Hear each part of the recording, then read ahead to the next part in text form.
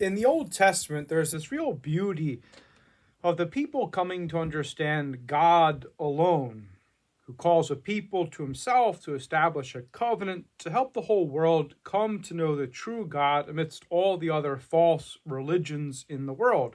This is the beauty of the history of Israel, and how they trampled through the sea of the world by God with them, and even corrected nations through their prophets. Or when they were trampled themselves, they understood it was God correcting them for their sins. Or when they innocently suffered the wrongs of nations, they waited patiently, trusting in God. Then again and again, God himself showed up and revealed his divine power. And this is why Israel always held God in high esteem, fear, and awe, because he reveals his divine power in history and in people's lives again and again. In other words, they knew God acts and does not stand at a distance from his creation. And this is why they feared God, because they knew he acts in history and in people's lives. God forgives, but he punishes all our offenses. And this is why I'm not too concerned about my Amazon package being stolen yesterday. God punishes for sin, either in the fires of hell for unrepentant sin, and of course, if people convert by God's grace and change their life, salvation is available. But further, this is why the apostles were in fear. They realized in Christ he was not merely a man, but God himself.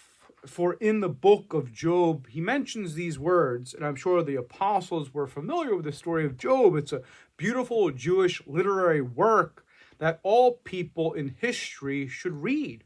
He says, speaking of the living God creating the world, who alone stretched out the heavens and trampled the waves of the sea.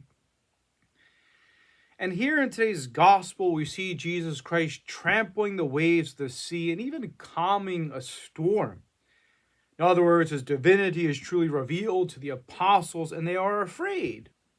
For if one has never trembled before Christ, one has never encountered.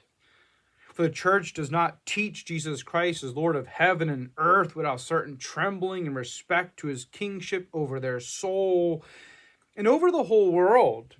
But further, a healthy fear of Christ leads to an encounter of divine love and mercy, or the soul in pursuit of sanctity, or in humble acknowledgement of their sinfulness, encounters the depths of God's saving power. In other words, a calming of the sea or the turmoil in one's interior life comes to be at peace through the sacrifice of God's Son, where God does not take away the truth of righteous action or not punish for sin, but perfects man through it and opens the gateway to divine mercy, which washes and transforms souls to be truly holy and righteous in this world.